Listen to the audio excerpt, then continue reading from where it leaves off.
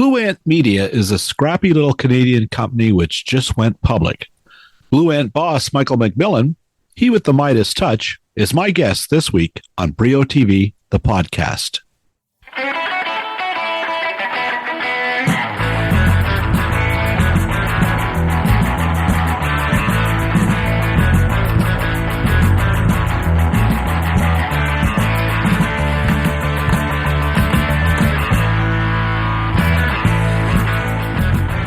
Well, hi there, listener. Thanks for joining me. I'm your host, Bill Brio.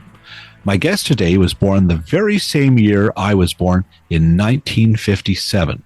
Together, we have amassed a fortune in the billions of dollars. And even without me, he's worth billions. But together, I probably add well over $100 more to that total. I'm talking, of course, about Michael MacMillan, the founder and CEO of Blue Ant Media. MacMillan started out making short films and series with Atlantis Films, allied with Alliance, spun off into other projects such as Life Network, and then, of course, there was his big deal, and that was landing 50% of the enormous worldwide hit CSI. His equally smart move was selling that, plus the rest of his media company, in 2007, right before a doozy of a recession. Retirement, forget it. MacMillan founded Blue Ant, got into the fast channel business, and acquired several key studio assets, including the recent reverse takeover of Boat Rocker. Now he's selling the Blue Ant brand around the world. Plus, as I recently discovered, he collects 16mm film. I know, recently, we bonded over our shared search for projection bulbs, and he kindly agreed to be my podcast guest. Here he is, Michael MacMillan.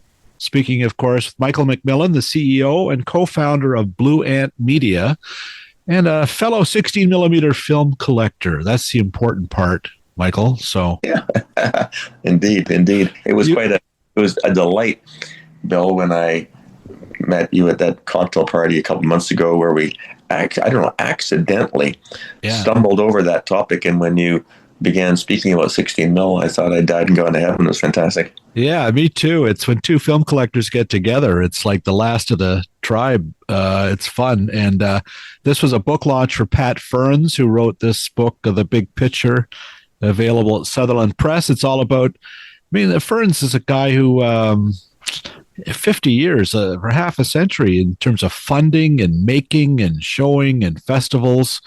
When did you two first meet, Pat Ferns and you, Michael? So we started Atlantis Films in 1978 when we were just right out of university in the film department at Queens. So we started in 78, and I think I met Pat that year. It's so interesting. And he was 10 years older than me, and obviously more advanced in his career. You know how, like, when you're in grade 10 in high school, the kids in grade 11 and grade you know the kids ahead of you, but not maybe younger than you, and you sort of follow what they're doing. Yeah.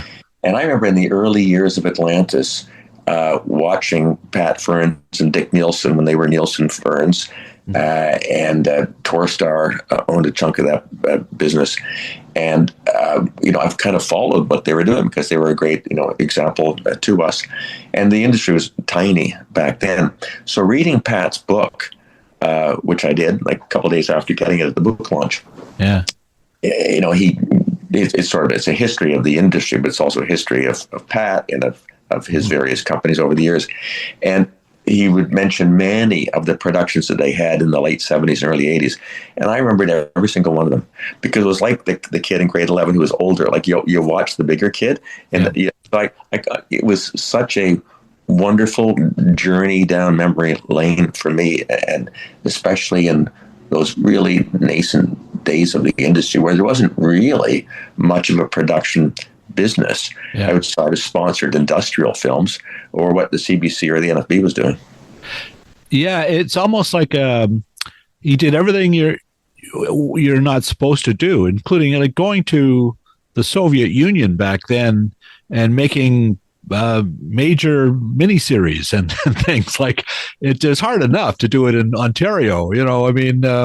Incredible what those guys achieved. So it's It's a fascinating, it's an intriguing story. It's also a horror story. It's about the Canadian TV business. Yeah, it's funny. So go ahead. No, I'm just, you please go ahead. Yeah, no, it's funny. I mean, he did those films in the Soviet Union, including with Peter Ustinov, like Peter Ustinov's Moscow and that kind of thing, or Leningrad. I'm not sure whichever one it was. That reminds me, though, talking about old anecdotes. In 1985 or 6, I was in Moscow with Farley Mowat. Wow! And we made a bunch of films with Farley. We had sort of a joint venture to adapt his books into TV shows or movies and to create new projects. And so we made a 2-hour documentary called The New North, and it was a documentary about the northern part of the world, Scandinavia, Russia, Alaska, Greenland, Canada. So a huge part of that needed to be, or part of it anyway, the Soviet Union. Mm-hmm. And Farley was a hero in the Soviet Union because he had famously pointed a little pop gun that would shoot a pea 10 feet up in the air. But he had a press conference in Newfoundland in the early 70s, declared war on the U.S., called a press conference, aimed this pop gun up in the air at U.S. aircraft flying overhead. Of course, the pea would have shot like 8 feet up in the air, but the Americans were not pleased, and they banned him from traveling to America. That made him a hero in the Soviet Union, and that opened doors for us in the Soviet Union. So in 1985, a few years after Pat Fearns did his Peter Ustinov show, Farley and I were over in the bowels of the Kremlin. The glimmers of glasnost were now happening. And we'd already pre-negotiated that the Soviets were going to give us a whole pile of equipment and transport and logistics and other help because we had to film like across the northern part of Siberia. So we get there, it's sort of an official signing, really. The deal was done. And we go to sign, and I said, no, actually, there's one more thing. The cost isn't X, a couple $100,000, it's double that. I said, whoa, we have a deal. And I pulled out all the telexes that we had as correspondence evidencing the correspondence and the agreement. I said, we have a deal. I can't afford to double the price for this. And these senior people in the Kremlin said, look, not quite these words, but look, sonny boy, don't talk to us about deals. We had a deal with you people to open the Western Front in 1982. Oh my goodness. And you were a couple of years late. You reneged on that deal, and we lost 20 million people. Yeah. I said, I wasn't even born then. And they said, we don't care. This is our version of this deal. You're paying double or go home. So we paid double. Well, those stories are in Pat's book. You got to bring another suitcase full of bribe money, I guess, to use a crude term. But that was the way business worked, I guess, then. But wow, where is Farley Mowat today? We could use him in his pop gun. Yeah. That's a great story. And now, Michael, you grew up in Scarborough. Is that true? I did. I was born in Scarborough General Hospital. Very good. And you, when did you, I think you went to, did you go to Upper Canada College? Yeah, that's right. And afterwards, did you study film at Queen's? Yeah. So I went to Queen's University in 1974, specifically because of the film department. And the funny thing was, in 1974, there had not been any graduates of the film department yet. It was brand new. It was kind of hatched out of the side of the English department, mainly by a fellow named Peter Harcourt. But I knew that, or I believed rather, that film department was terrific. And it wasn't a production department. It was a film theory department. So like an English degree, instead of reading books and writing about them, we watched movies and wrote about them. And what could be more fun than to spend 4 years doing that? I also took courses in art and history and English and so on. But yeah, and then it was a tiny, tiny, tiny department. There were 3 or 4 professors. My colleagues who were 1 year older, who graduated in 1977, were the very first graduates with an actual BA in film, and we graduated in 78. So it was a tiny department. It still is an excellent department, and I owe the film and media department at Queen's University an enormous debt of gratitude for all that it did for me. Wow. It's interesting. I went to U of T in Toronto and also studied film and English, and there was a professor there, Joseph Sklerecki, who was a Czech. He was an author and quite a character. Fled in '68, and he had a course called The Art of Film Comedy, and he showed us, Chaplin and Keaton, and he literally learned English by watching Laurel and Hardy films. So he sort of passed on that spirit. I remember seeing Jacques Tati for the first time and things like that, and made a huge impression on me as well. So those film theory courses are pretty cool.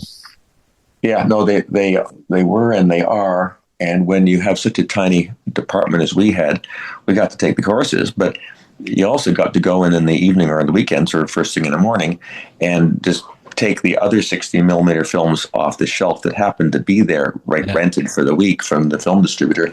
And you could lace up other movies and watch some films that were being presented for other courses. And, nobody's going to stop you. I mean, the department was so small that by the second or third week of my first year, I had a master key to the building, which was like a Victorian house, but it wasn't quite small. But the monkeys were running the zoo.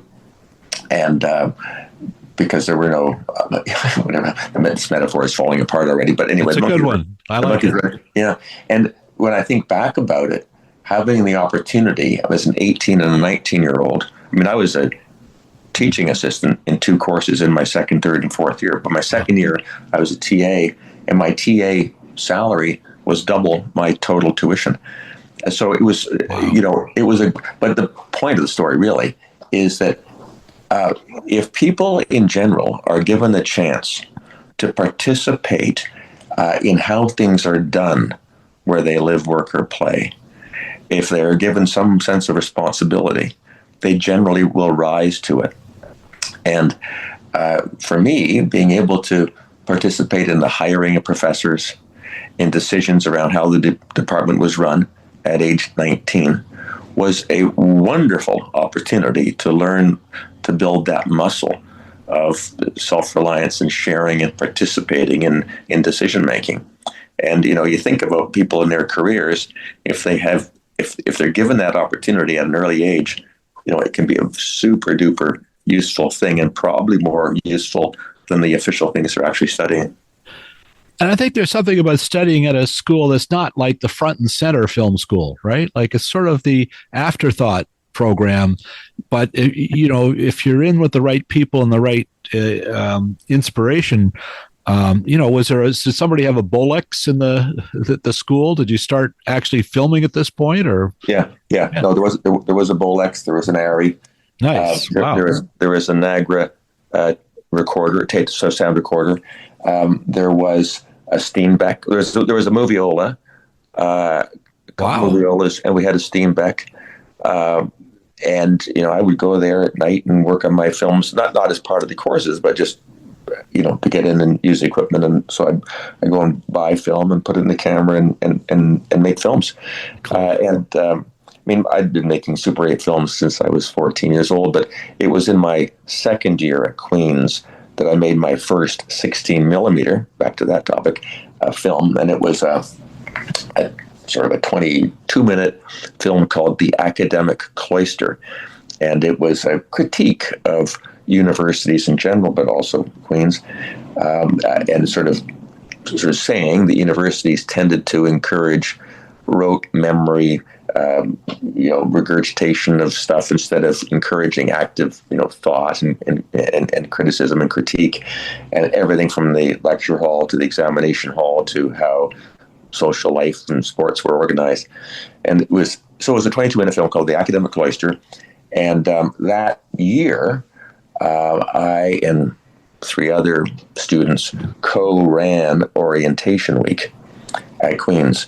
So you could not, that was a separate fact. But so that September, to enroll in arts and science at Queen's, first of all, before you're allowed to enroll, you had to show up in Ellis Hall, which is one of the auditoriums, and watch my film, The Academic Cloister, in groups of 200. Wow. Be subjected to a group chat, sort of animated or moderated by me. Yeah. And after 20 minutes of group chat, out they go, and they would then get to enroll, get their stuff for orientation week, and then the next group would come in, and so on. And so every single new student was indoctrinated to this sort of critique and self-reflection on university life. So that was my first adventure with 16 millimeter film. Brilliant. So the concept of captive audience, you had a grasp of that right away. That was very smart. When I was at U of T, I made a little film. It was called Varsity Blues, and it was entered in a CBC contest, and I actually beat Adam Agoyan with this stupid Three Stooges film. Basically, I don't know how that happened. Our careers went in very different directions after that. But it was, and in that same class that I was mentioning, the art of film comedy, I think Kevin Sullivan, Agoyan, and maybe Graham Yost. So yeah. It doesn't take a lot, like you say, and if you're the one who gets access to the Steenbeck and the Bolex and everything, there's not 500 other people fighting over it. I think it helps. Oh, that's right. We used to, as I mentioned a few minutes ago, go in and watch other movies and so on. And at that point, I began dating a woman, and who's now my wife, Kathy. Kathy. So almost a half century later now. Anyway, so for dates, we would go into Filmhouse and lace up some other 60mm films from other courses and watch. She was not a film student; she's a math student. But anyway, and that was our idea of fun. Saturday morning at 9:00 in the morning, go and watch a movie at Filmhouse. And that house, that Victorian house, had a bunch of stained glass windows because it was like the turn of the century, like 1900, and that was fine. And then about so I fond memories of watching these films in class or just socially in this little tiny screening room, which is a living room of a Victorian house, with these stained glass windows up there. So roll forward many, many decades, and about 10 years or so ago-ish, Queen's University decided to tear down that house and replace it with a parking lot. Johnny Mitchell, where are you? But these stained glass windows were there, so I bought them. I bought the windows from Queen's University. Wow. And I installed some of them at our country property in Prince Edward County.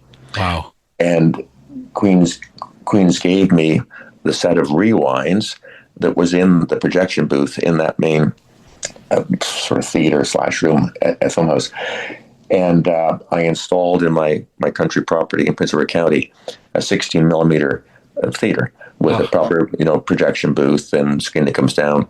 So now, here we are in 2025, where I watch 16 millimeter films with the same woman that I was watching them with 50 years ago, surrounded by the same stained glass windows that were surrounding us back then, and using the same rewind. So it's a really appropriate venue today for me to be engaging in my 16 mil film watching fun.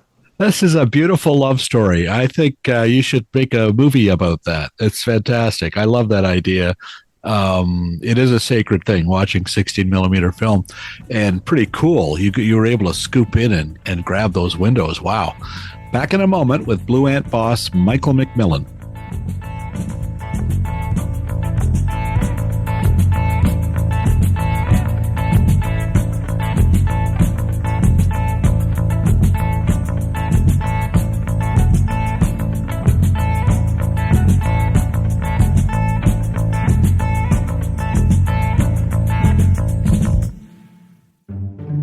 Attention Marx Brothers fans, here's a dream come true, a chance to see A Night at the Opera on a big screen in a packed theater.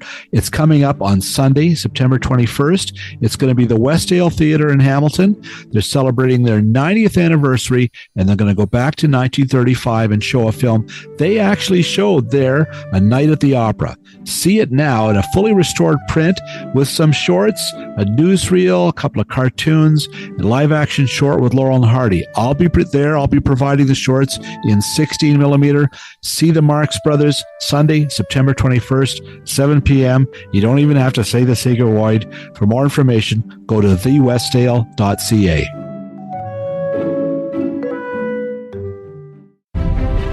time once again to check in on Hollywood Suite with our pal, Emily Gagne. Emily, what's new? Well, Bill, are you ready to face the music? Yes, I am, Emily. What do you got? Well, we've got September soundtracks, so iconic films with great soundtracks from throughout film history. You know, stuff like Gentlemen Prefer Blondes, The Judy Garland A Star Is Born, or if you're into more modern stuff, Sign of the Times from Prince. We even have Notorious, the film about the Notorious B.I.G. Wow, that's pretty cool. What else you got? We also have, and I'm very excited to share this, an Oasis documentary from 2005.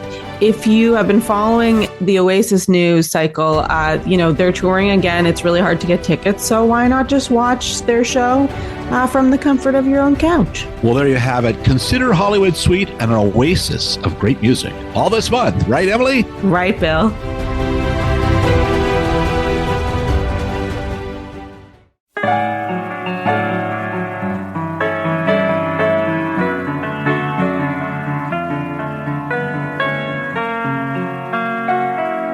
Here he is again, Michael MacMillan. We could talk film for an hour. I'm going to jump ahead here. And listen, congrats. This has been a hell of a few months for you. You've with Blue Ant, you've done a reverse takeover. Is that the right thing of Boat Rocker? What is a reverse takeover? It sounds like an NFL move or a XXX movie or something. What is that? So, I'll describe it sort of properly in 1 second, but the simple sort of flippant way that I've also described it is, if you're walking through a revolving door in an office building and somebody's in front of you going through it and you're behind them, and when he comes through, you're in front of them, like it's an little cartoon, a meme in a way. So it's not really that at all.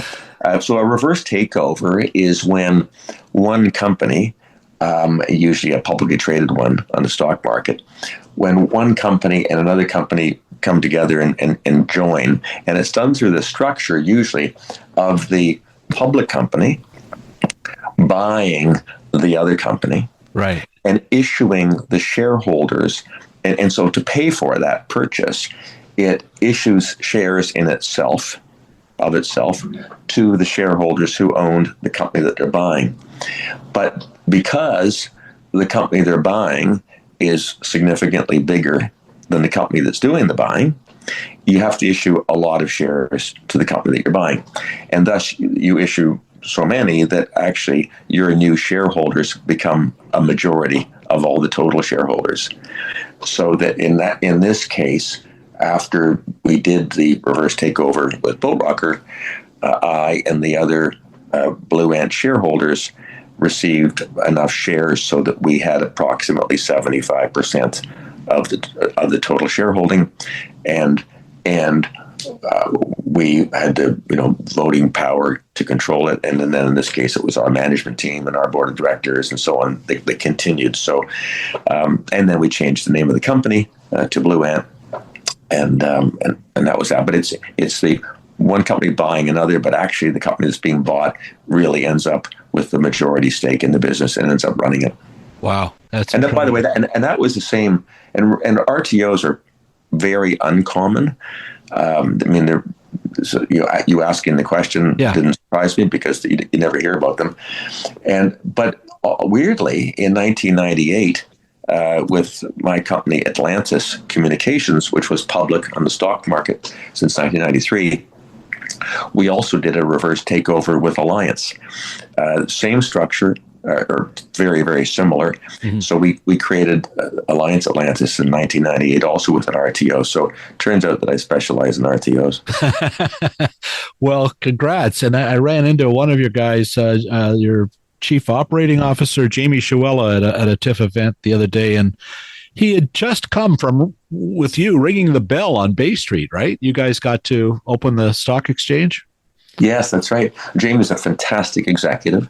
He's been with us for almost 13 years. He was with us briefly at Alliance Atlantis, and he went off to CanWest and Shaw and had a good career there. And he joined us in marketing, and he's had increasing roles and responsibilities at Blue Ant throughout the piece. So he's a fantastic executive.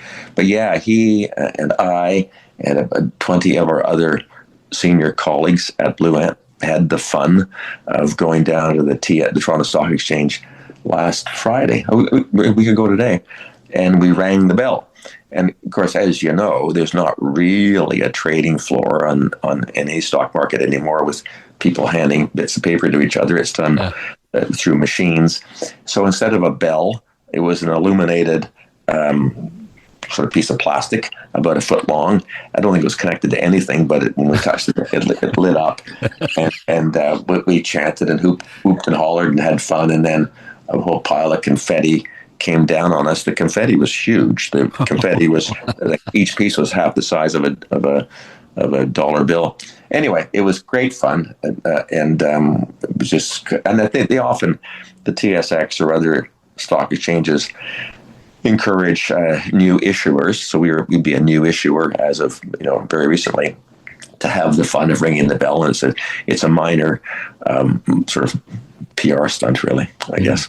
Oh, sounds like fun. Well, good for you. It's cool. But I'm watching The Amazing Race the other day, and Amazing Race Canada, and there at the end credits, with the Blue Ant logo, and I'd forgotten. My God, yeah, that's part of the deal. So with Boat Rocker, when they took over, oh my goodness, the Insight Productions. That was one of their acquisitions, and now it's Blue Ant. And that's, look, that is the number one Canadian show, summer or winter, for over a decade. And they've just been renewed for a 12th season. It's an enormous show. So congratulations. That's pretty cool. Thank you. It is. And it's been a long-standing success. And obviously a crowd pleaser over a long period of time. And you're right. I also saw the announcement yesterday, I guess. Yes. Been renewed again, so that's fun. It's great. Yeah, and it just does seem to, we'll dovetail into this later, but your philosophy seems to be, you acquire, you build the apparatus, the network, the studio, but it's the content, isn't it, Michael? That is, the thing that you really value and able to market. Yeah, in one way or another, it does come down to that. So we're not a tech company. We're enabled by technology, and for sure, and I sort of insist on using the word television, but it's video content delivered which way, most often now through your cell phone or your iPad or your desktop or your TV screen. Thank you for using television. I never switched to media. It's television. That's television. Yeah. Some of them are small TVs that you hold in your hand, right, or watch in the back of your car or whatever. But so we're not a tech company, but the internet has made it so much easier for people to watch what they want when they want, and they can watch it in a scheduled time slot. This show at 8 o'clock, that show at 9 o'clock, or they can watch it on demand. They pick and choose when they want to watch the program. They can watch things with ads or without ads. Right. They can watch it on a big screen, on a little screen. So technology has really grown the industry and grown and improved the viewing experience for people. But I guess both. We're really in the content business. We're really in the business of trying to attract wonderful talent, to assemble and create great programming, and then figure out the marketing angle to get it seen and distributed on broadcast or streaming platforms or in other forms. So we are a content company. And one of the things about being a content company these days is that if you possibly can be the owner of the program, or the co-owner, perhaps more realistically, and you have therefore the right to control all the different use rights, on pay TV or free streaming or whatever the different, or YouTube or social and different methods of delivering programming, you'll be able to adapt. But if you don't own all the use rights, then you probably don't have the right to use that program in all the new methods that get invented next year. For example, there's a huge trend in streaming in the past 3 or 4 years to free streaming with ads. Yes. And we call that FAST, or free ad-supported streaming television. Right. I only mentioned that in that 5 or 6 years ago, in contracts, people didn't include or exclude FAST rights because nobody thought about it. The acronym didn't exist. And so I'm just getting to the point that if strategically, if a business player, if a company in this industry is able to hold on to all the rights, then you'll be able to probably use the program in the new ways that come along that weren't obvious at the time. Mm-hmm. And anyway, at the end of the day, Blue Ant is driven by making and owning and selling or using content. We really do it in 3 general ways. We either license those programs to other people to rent from us, so to broadcasters or to streamers to use or distributors to distribute, and or we do it ourselves and we receive a subscription fee from people, or more likely intermediaries, for people to pay to have the privilege of watching the channel, and or we sell ads or others sell ads for us, and the advertising, the ads are placed in or around the program, and that's the revenue stream. But it all derives from programming or the content, and without which you can't sell the ads, without which you can't charge a subscription fee, and without which you can't rent it to others. Yes, and you don't want to just be in one of those revenue streams, right? I mean, especially advertising right now. So smart to spread it around. And how many FAST channels is Blue Ant associated with now? You've got them all over the world, don't you? We do. We've got about 7 FAST channels. I mean, the largest one for us is called Love Nature. Right. But Love Nature is more than a FAST channel. Mm-hmm. Actually, it's an interesting story. So Love Nature is a FAST channel in the U.S., but it's a pay TV channel in much of Europe and parts of Asia Pacific. But it's an interesting story, if I can tell it. Yep. But it kind of it describes to some degree the evolution of the industry, and certainly it speaks to part of the Blue Ant strategy. So I'll try to do it quickly, but I think it's interesting. So we bought, about 10 years ago, we bought a few small Canadian specialty channels. One of them was called Oasis. Right.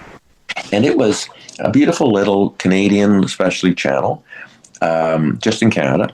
And it was delivered via, Bell, Rogers, Cogeco, and so on to Canadian viewers. And the business model was that it would rent Canadian broadcast rights for beautiful natural history and wildlife programming and put it on the channel and deliver it to Canadians.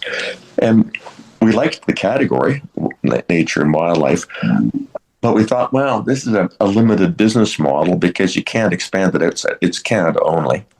And what would happen if all the suppliers of the programming decided to use their programming in a different way? And where's the ultimate growth? So we changed the business model, and we changed the name from Oasis to Love Nature because that was a name we could use more broadly internationally. And we changed the business model. Instead of being the local renter of other people's programming, so the local Canadian user, we changed the business model so that we became the commissioner and the owner of a whole new slate of programming each year. And that cost a lot of money to do that. But it meant that, as well as running a Canadian operation called Love Nature, we could take that same programming with the new brand Love Nature and take it out around the world and market it as a channel, and in territories where it made sense, or market it other ways where it made sense. So fast forward 10 years, Love Nature is carried one way or another in about 100 countries. Incredible. Yeah. It's a pay TV channel, bundled with other channels in many countries. It's a fast channel in the US. It's free ad-supported streaming television. In the UK, if you subscribe to Sky Sky TV, you get Sky Sports and Sky this. There's also a thing called Sky Nature, which is really Love Nature as a white label thing for them. Huh. In some other markets, it's a branded block. In some territories like the Netherlands, it's a pay channel as Love Nature, but also using different older programming. It's a free ad-supported streaming channel called Nature Time. So because we own all those use rights, like I mentioned a couple minutes ago, including the use rights that we don't know are going to get invented tomorrow, we've been able to put Love Nature out in different methods, in different markets or geographies, as is most suitable to each of those marketplaces. So that's kind of an example of using programming enabled by new technology and being able to do it because you own the underlying rights. But it's a fast channel in the U.S., and that's been a really quickly growing part of the video ecosystem in the past few years. We have 6 other fast channels in the U.S. and internationally, but they're much smaller than Love Nature. The fast part of the TV landscape is mostly currently an American phenomenon. I think that America probably accounts for 90% or 80% anyway of the world's fast usage. But one can see it growing elsewhere. And we're probably in, 30 or 40 countries at least internationally with fast in many markets. But it's still small. It's in Canada too, but it's teeny in Canada. But I predict that by 2030, the fast will be quite as significant. It already is significant. And maybe by 2030, we won't use the acronym FAST. And maybe there won't be much distinction between fast and free-to-air TV. There's not a lot of distinction as a consumer to, just depending what you're into, but Pluto or even YouTube, they have commercials, they have short ones, and so does my cheaper Netflix subscription now. It sort of looks the same. So, what you're describing, first, it seems like the great skill is the ability to pivot is such an important thing, but also your ability to sort of, even though it's impossible to see what it is, to pivot towards things that are happening in 5 or 10 years. Or just knowing that you need to do that, right? Yeah, well, it's one of the interesting things that, you're right, and technology, I guess if we are in, whatever the dinner plate and the cutlery business, just to pick a stupid example. Good. I don't know why I'm suggesting that even, but I don't know that and I know nothing about that business, but I'm just guessing that the dinner plate and cutlery business has not gone through major transformation in the past decade. I'm just assuming that. And you don't have to try to guess what's going to happen in the future. But in an industry like ours, which is enabled by technology, and we've seen how it's radically changed since the cinema to TV to the cable TV to the internet and so on. You got to assume there's going to be powerful changes yet to come. So if you're not willing to have an open mind and at least imagine that 5 years from now is going to be very different from today, you're probably going to get eaten alive. Right. Yeah. No, you have to. You're right. Don't get blue ants in your pants. Michael MacMillan will be right back.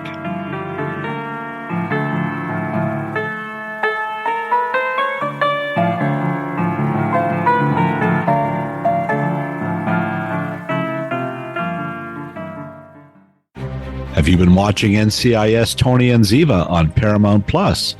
Anthony Tony Donazo Jr. is a former NCIS special agent played by Michael Weatherly. Yes, he's a charming, sometimes comedic, often flirtatious guy. Ziva David, played by Cote de Pablo, first appears as a Mossad liaison to NCIS and becomes one of the core characters despite her burdens from the past. Together, the Tiva storyline is one of the most beloved and slow-burning in NCIS history.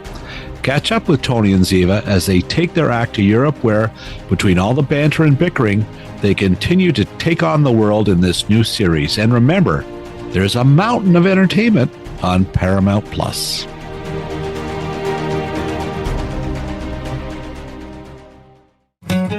For over a decade, Super Channel Heart and Home is where you find such family favorites as One Calls the Heart. Well, there's now a new drama in town with a similar feel, Crossroads Springs. The story centers on the Hamilton family who run Red Oak Ranch, including adult siblings James, a pastor, and Janet, an ER doctor. When their elderly father Willis is thrown from a horse, the siblings have to leave their careers and life elsewhere to help with the ranch. To make matters worse, there's rivalry and tension with the neighboring farm. Things get so bad, James starts a come-as-you-are church right on the farm. You might say he's outstanding in his field. The series was filmed in the Newmarket, Ontario area north of Toronto and stars Jonathan Stoddard and Canadian Emily Alatalo. If family drama is what you're after, say giddy up to Crossroads Springs. Find it now exclusively in Canada among all the offerings this month on Super Channel.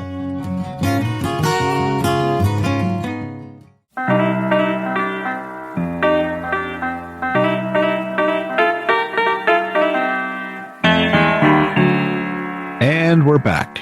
There's so much to get at. I'm going to jump around a bit quickly, not to, because you've been very generous with your time, but I wanted to ask a couple of things here.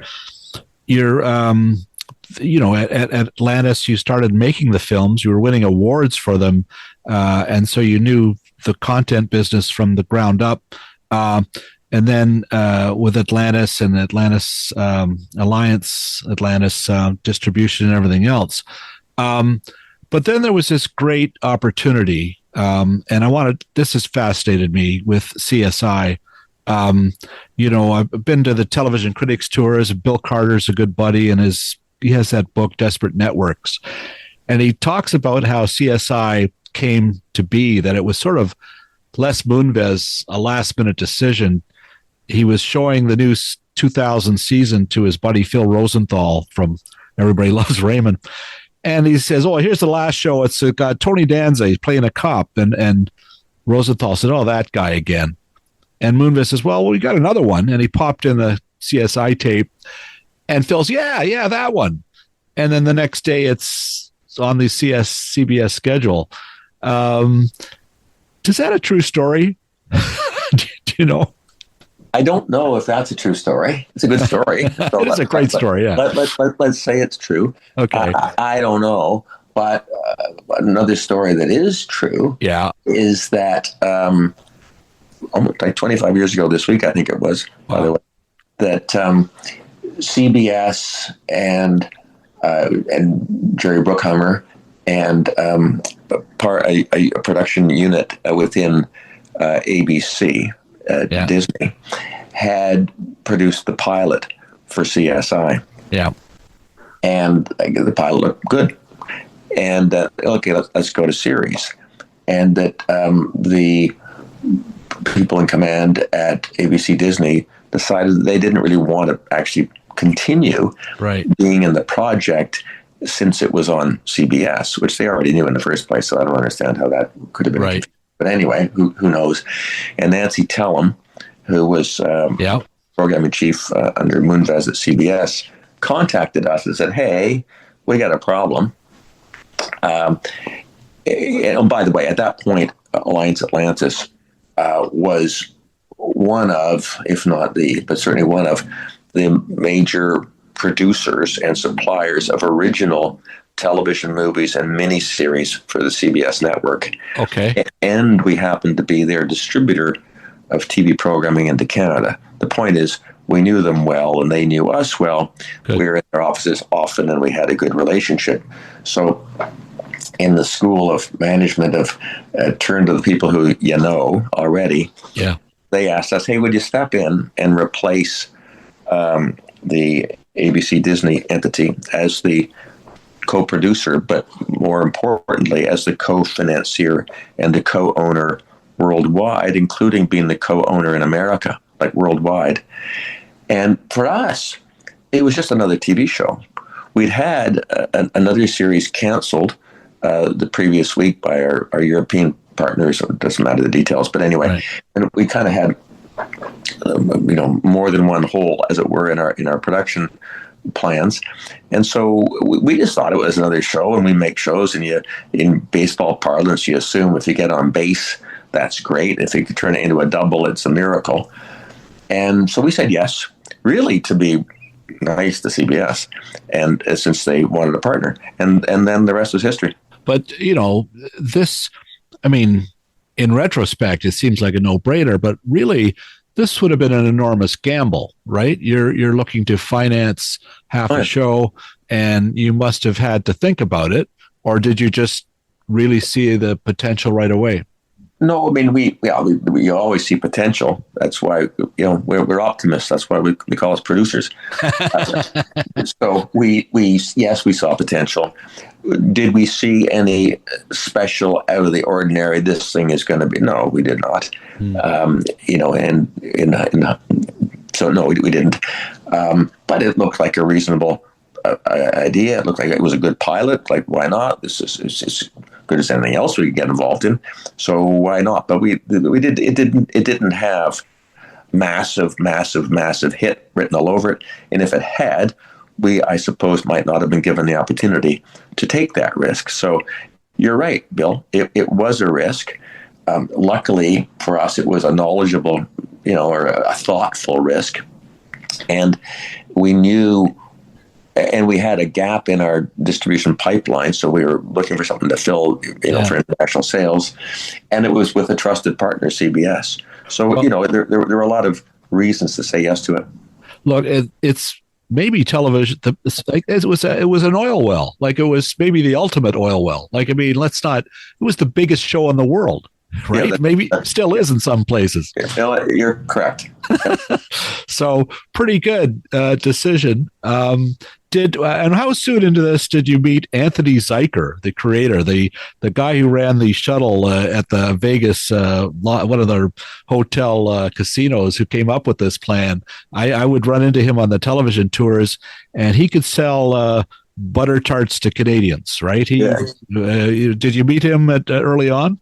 I did, but only briefly. My partner, Peter Sussman, had more dealings with him than I did. Peter was based in our LA office and was front and center in the dealings with CBS and with the production team. But yes, he was a salesman, a very effective one. And quite a change from being the tram operator to the creator of a massive hit series. He was born for it, though, right? Quite a salesman. I want to quote a bit. There was an article about a year ago. I think it might have been the Hollywood Reporter, and they did an interview with you. And the first line in it is that exclusive, Michael MacMillan retired from the world of television 17 years ago, except he didn't. And, this is fascinating as well. You build this into a roaring Canadian success story. And then in 2007, a year before a worldwide recession, you sell it to Ken West and Goldman Sachs, including the half of CSI, I assume, at that point. Yep. Who do you like in the World Series? I mean, what do you buy a lot of lottery tickets? Whoa, this is an incredible story. How did this happen? Well, and the lucky timing is even better than that. But the situation was that in December 2006, I was reflecting, and at that point, Alliance Atlantis had been on a bit of a roll. We were in a good spot. Yeah. And I was just reflecting on the fact that technology had kind of paused. The changes keep happening, but it wasn't a radical change right then. And this was 6 years after the dot-com bust. So some of that bust and that catastrophe had kind of settled down a bit. We had a management team that was very strong. We had no big gaps in our management team. Our direct competitors weren't doing anything terribly difficult for us. Our market position was good.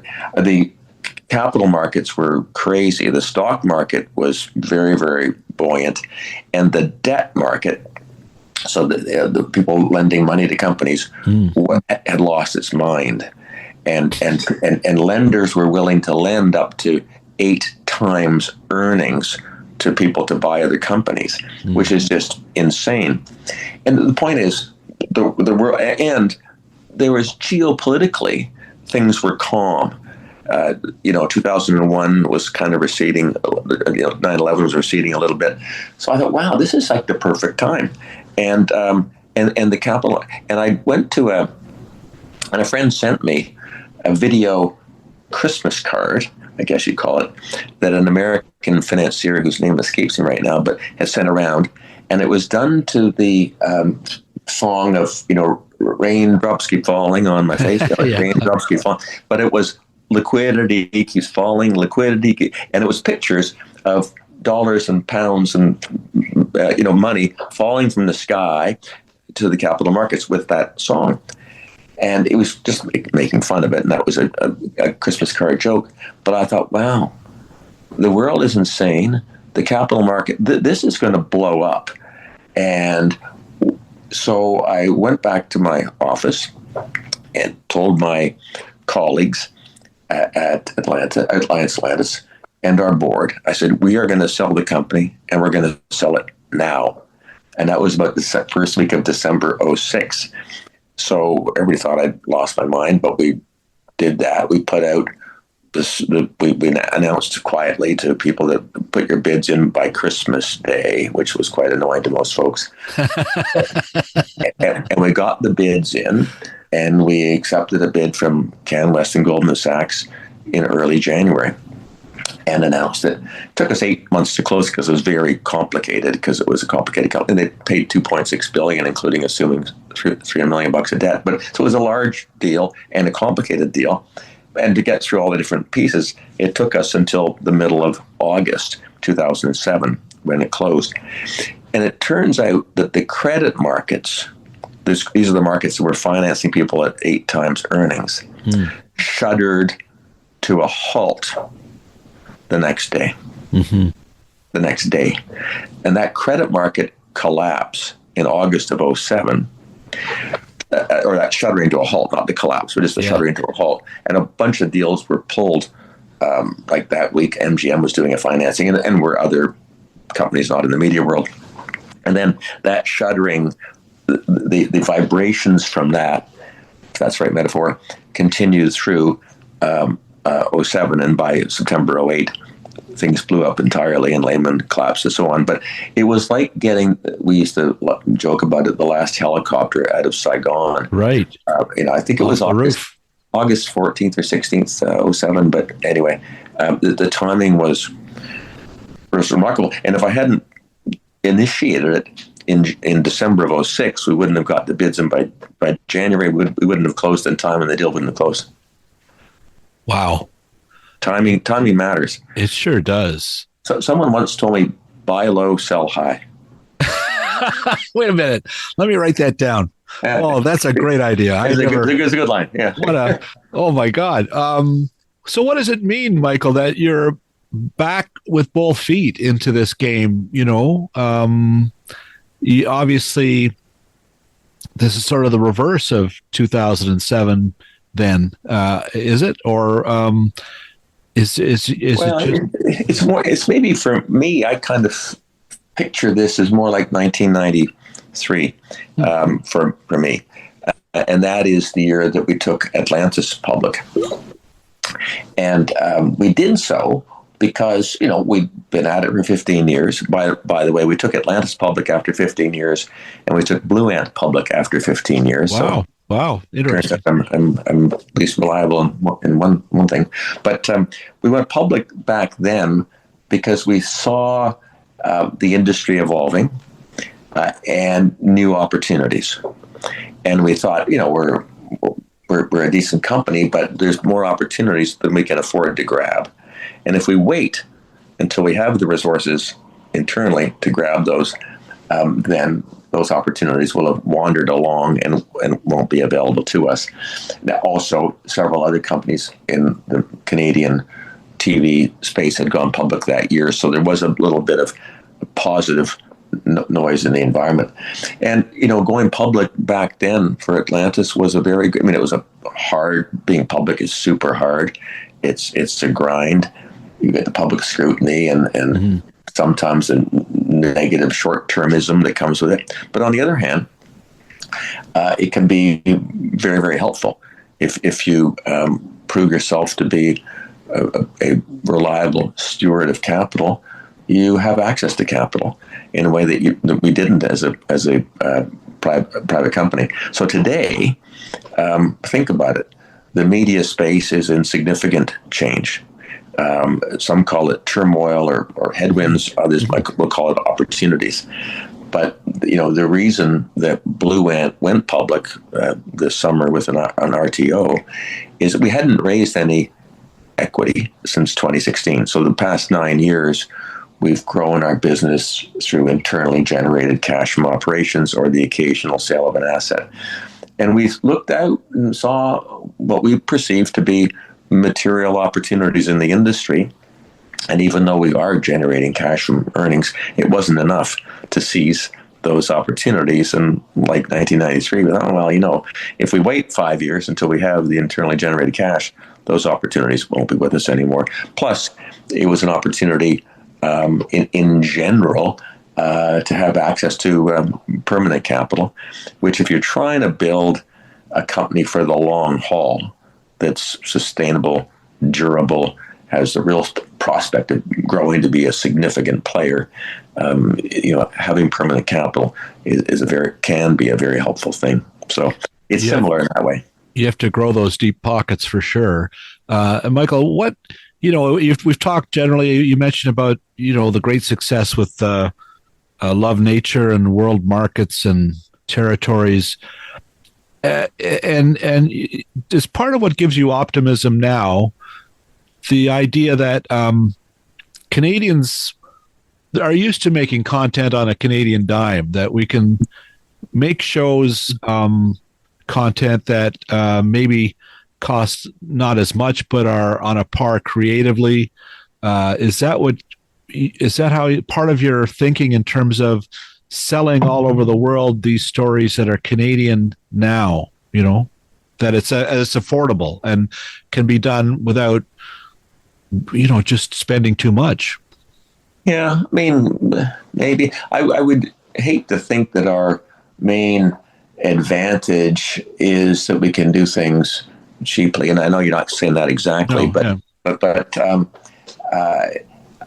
efficiently. But the cost of production, or the mechanical cost of production, has come down significantly over the past bunch of decades with the advent of digital technology. I mean, you can now film a scene in a restaurant with available light on your handheld camera called your cell phone. It looks beautiful. Back in the day, you'd have lots of lights coming in through the windows with grips and gaffers and catering for them. And it was a physical monstrosity to get the image on the film. Then you had to process the film, and it was its own complication, and editing was clunky.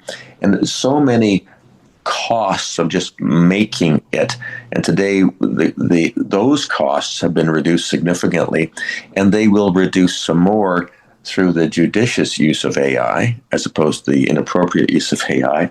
So the cost from physically making something has come down, which has meant that it's become more competitive, which has meant that the value of creativity and talent has gone up, as it should, and now the money is being spent for that. So the overall costs really haven't come down.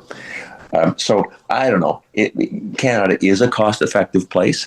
I'd like to think that maybe for us and for other Canadian producers as well, one of the skills we've always had to have is the ability to cobble together, go together with other producers or distributors or streamers internationally, because we couldn't write the check based on the Canadian market that would pay for the whole thing. We had to find partners outside of Canada, whether it was a large customer in the US or a co-producer in the UK or New Zealand or whatever. And that's one of the reasons why Canada has film and TV co-production treaties with probably over 20 countries. Over 50. Is it 50? Yeah. Yeah. And the advantage of those, as we both know, is it qualifies as domestic in both countries that belong to that treaty.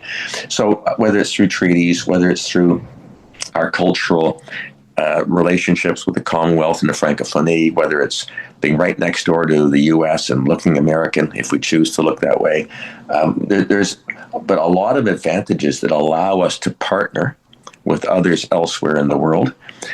We know as a small country politically and financially, in so many ways, we've always had to not be the sole owner or the sole in any thing. So that's a huge advantage. That capacity to and that need and that habit of being able to piece together co-ventures or joint ventures, and it probably is the most distinctive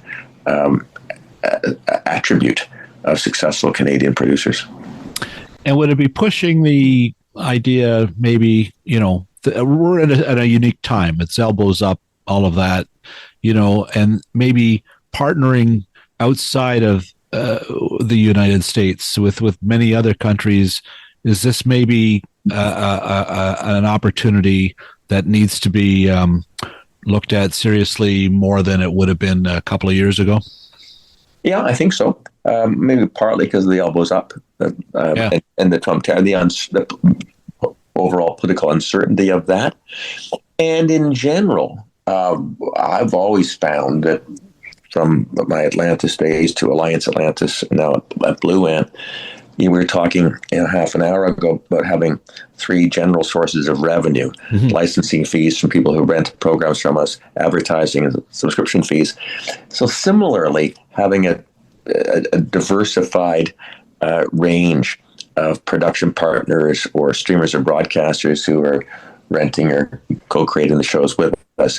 If you only had one or two customers in one or two markets, and then things change, as they always end up changing somehow, you could be pooched. So yeah, strategically for us, but for others, having as wide a range as possible of international partners seems to be is a smart thing business-wise, but it's also a smart thing creatively. That's for sure, and got to be fun partnering with Ireland and different places, right? It's just part of it has got to be the fun word too, I think. Yeah.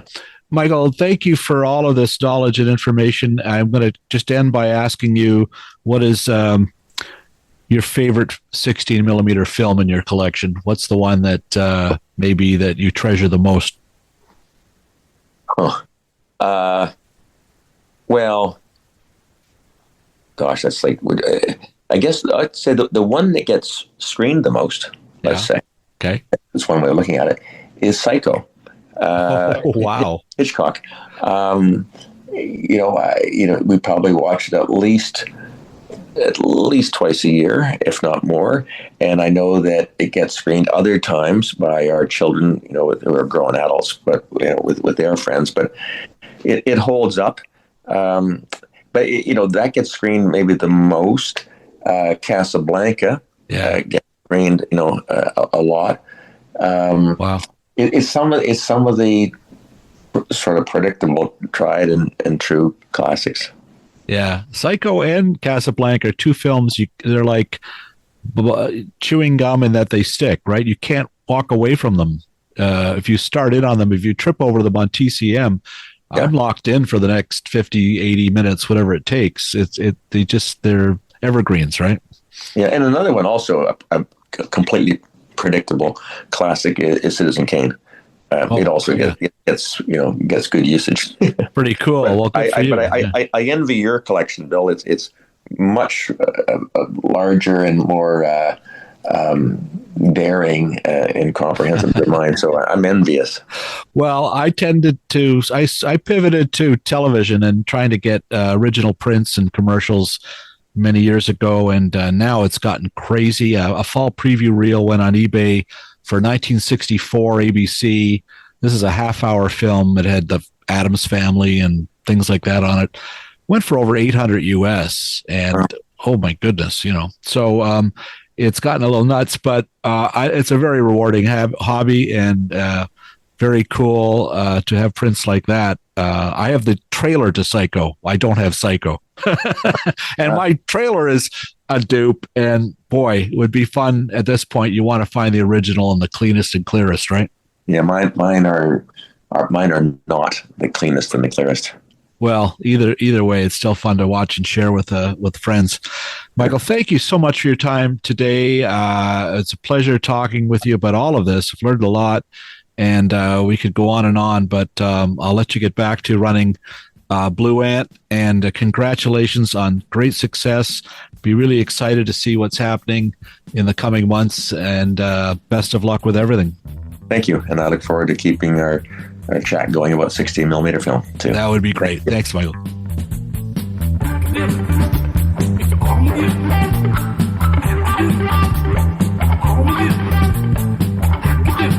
Thanks again to Michael MacMillan, one of the great success stories in Canadian television. My thanks as always to my technical producer and Chief Operating Officer, Phil Hong. Kudos as always to BJ Del Conte, Paul Boudra, Piano Man Stephen Dudley, and the rest of the Crispy Critters for all the music heard on this podcast. Finally, thanks to you, listener. If you're listening to this on Apple or wherever, please rate and review. It helps podcasts grow. I'm Bill Brio. Thanks for listening.